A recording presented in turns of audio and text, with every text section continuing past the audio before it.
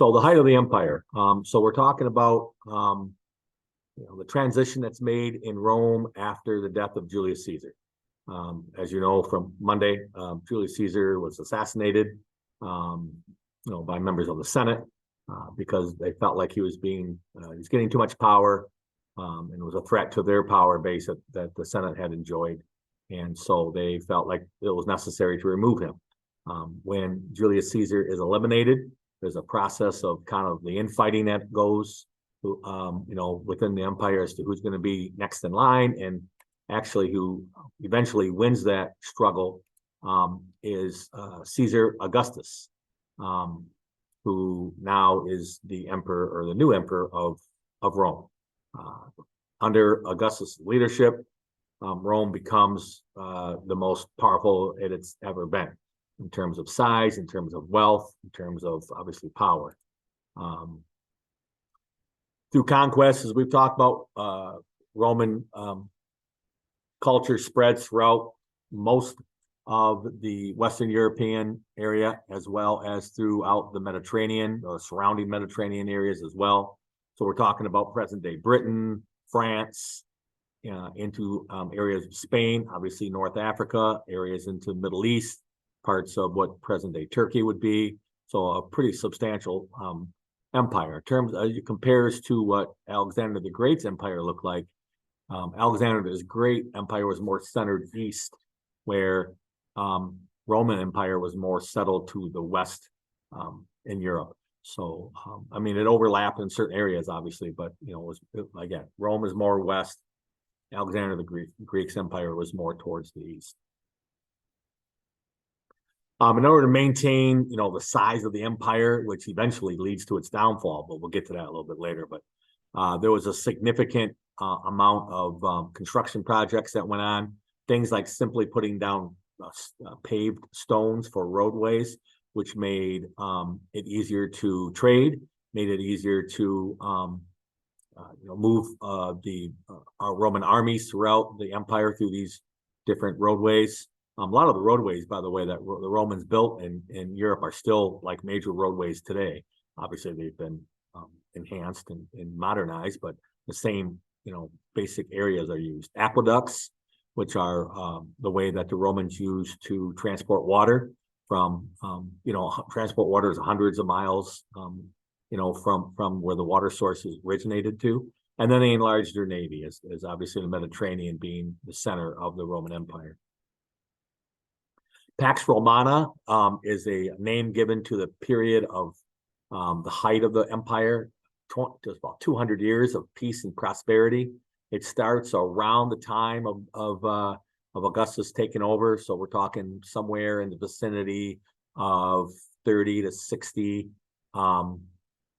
BCE, and then carrying over, I should say CE, and then carrying over into around about 250, 260, 270 BCE. So that 200-year period where the Roman Empire was at its height in terms of economic wealth, power, size, all of those things.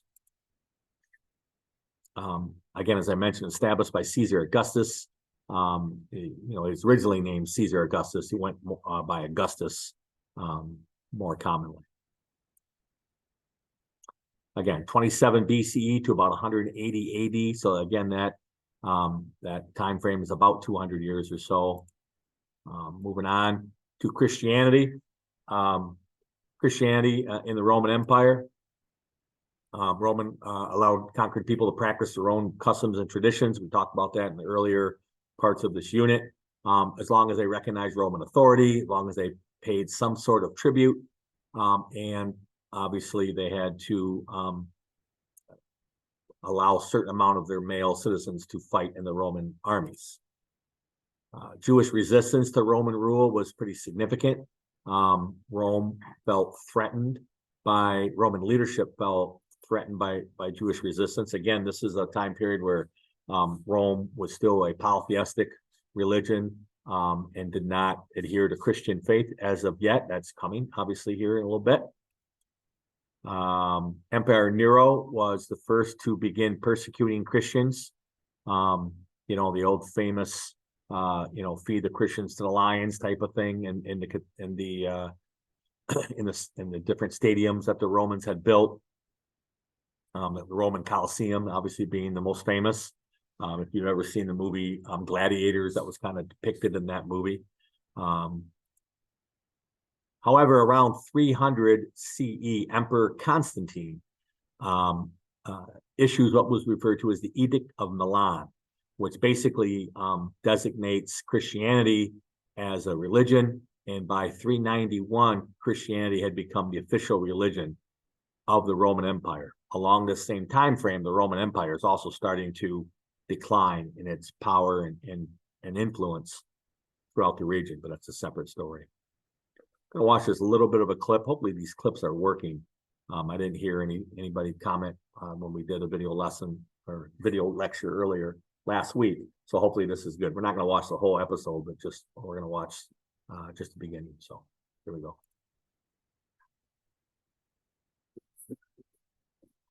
We seek power. We build empires. We connect.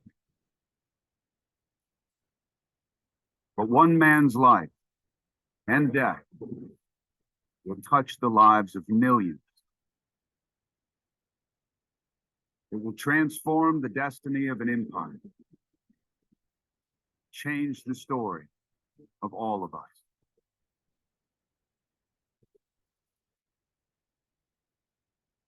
Amidst the chaos of an unforgiving planet, most species will fail. But for one, all the pieces will fall into place. And a set of keys will unlock a path for mankind to triumph. This is our story, the story of all of us.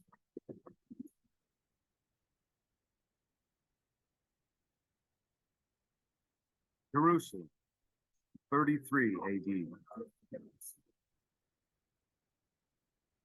Provincial city under Roman rule. Occupied for 100 years.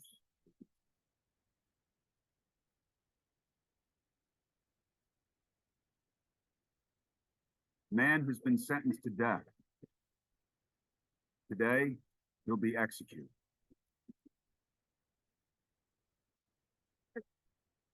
But his death will launch a global religion.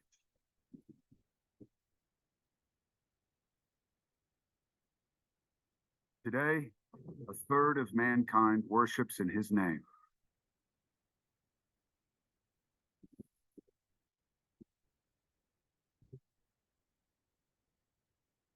Jesus of Nazareth.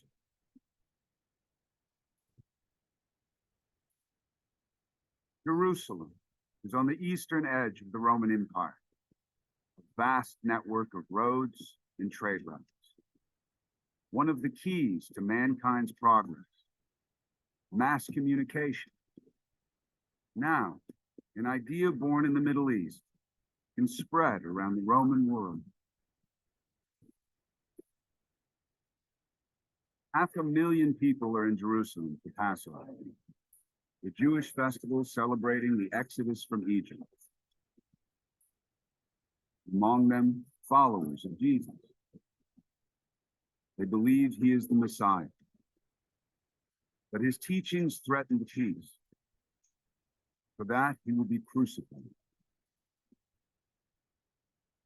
Rome's special punishment for pirates, slaves, and enemies of the state.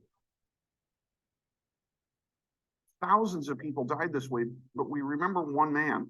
We remember one death as if it was the only one. Because this one death changed every part, every portion, every corner of the earth.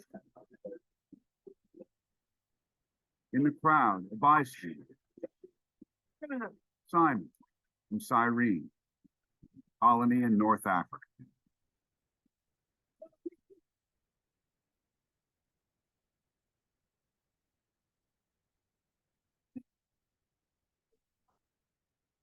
Simon of Cyrene was a guy who just happened to be in Jerusalem. Here was this procession going by him. There was a man carrying a cross, and he was surrounded by Roman soldiers. And hey, you come over here and carry this guy's cross.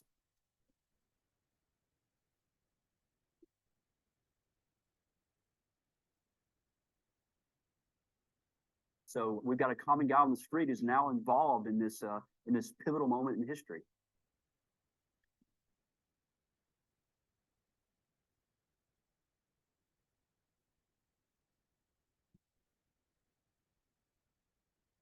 It can take 3 days to die on the cross.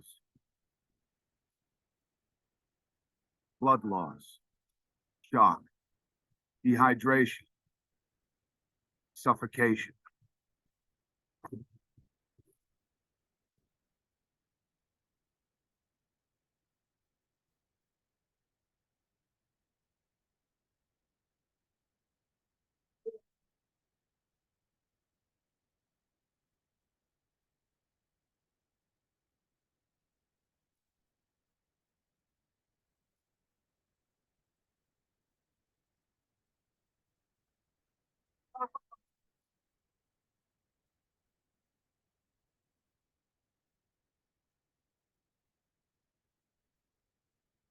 Crucifixions are so common, the Romans barely register Jesus' death.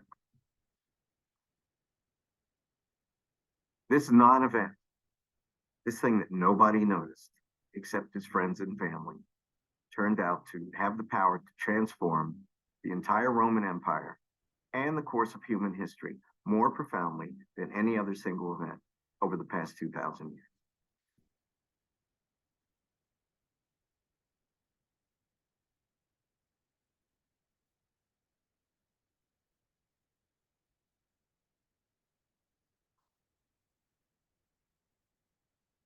The followers of Jesus will retell his story and use the power of the empire to spread his message.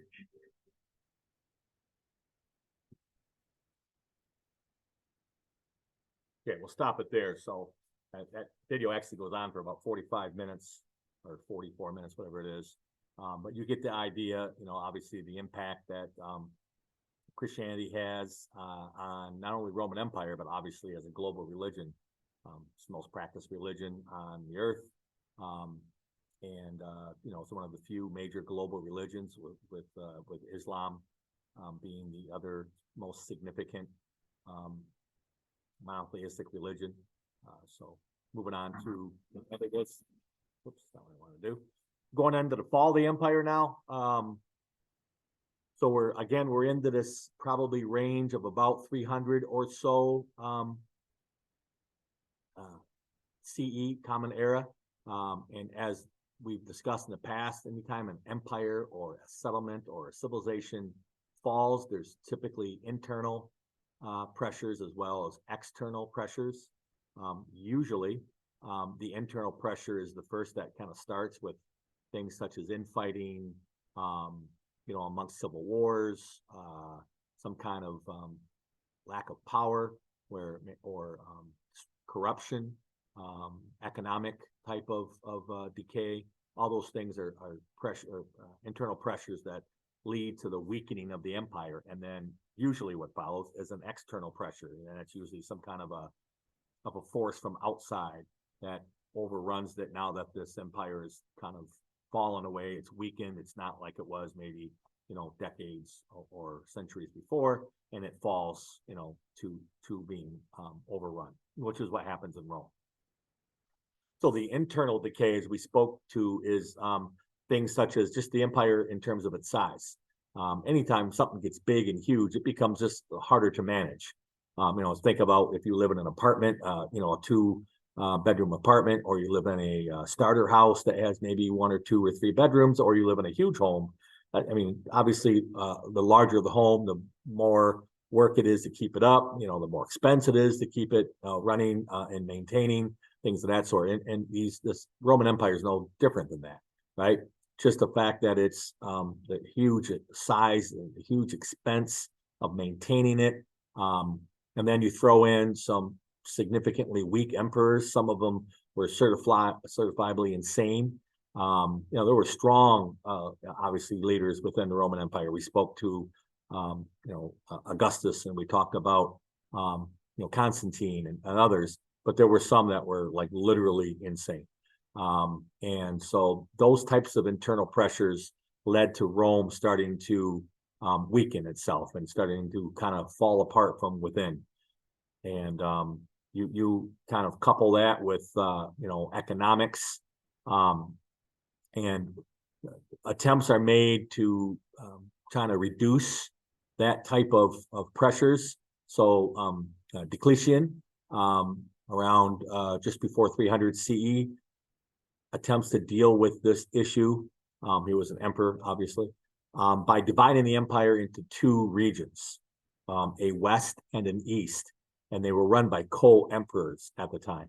And that's pretty significant because it really sets the tone for how southeastern Europe actually develops relative to its religion.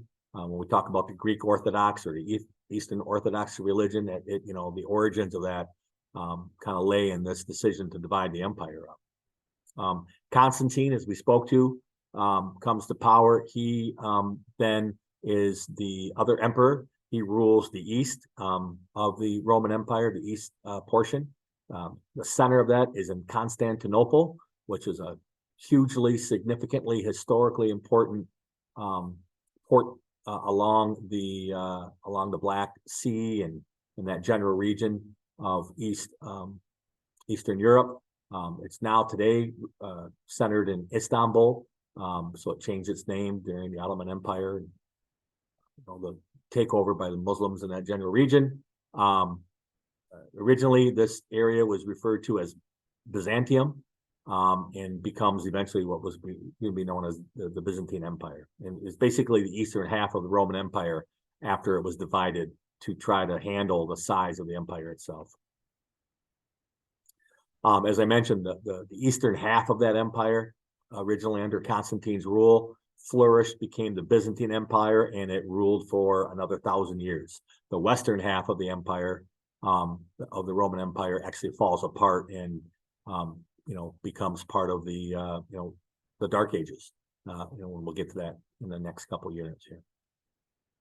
So this is what the empire looked like in terms of its division. You can see the orange portion of this would be the western half, centered here in Rome still, but you're talking about areas of Western Europe, so Spain, present-day Spain, present-day France and Germany, and some of the areas here. I mean, in this northern half, this is where Austria would be in that general area. Obviously, Britain as well was called Britannia at that point. And then the green area over here is what eventually becomes the Byzantine Empire. Here's where Byzantium originally was named, then it became Constantinople, and eventually it becomes Istanbul. And this is the general region here. We're talking Greece, present-day Greece here. The Balkan regions are in this area as well, modern-day Turkey, and then it kind of centers and laps over into parts of North Africa, as well as the Middle Eastern bordering around the Mediterranean. Moving on to the fall of the empire, from an external situation, and this applies mostly to the western portion, because as I said, the eastern portion flourished for another 1,000 years and became known as the Byzantine Empire. But the western portion of the orange part that we spoke to falls victim to barbaric tribes. The Goths, the Visigoths, Huns, all types of different barbaric nomadic tribes that basically lived in what today would be referred to as Europe. Europe was not yet developed at this point. And so these are the barbarians who come in and overrun western part of the Roman Empire, including the city of Rome. What basically ensues is the law and order that Rome had provided that region was now gone. And now these barbaric nomadic tribes are running. There is no law and order. And eventually what happens in that region is what was referred to as the Dark Ages. It becomes a feudal society eventually, leading to, the knights and the castles and the kings and the whole type of Western Europe type of things that you would think about, during the Middle Ages. Technically, Rome was sacked or it was overrun in 410, and by 476, the entire portion of the Western Roman Empire, that orange area that we showed you on the map, had fallen, and the Roman Empire is no longer. religion of Christianity does remain in that general region. We'll talk about that a little bit more when we talk about Europe.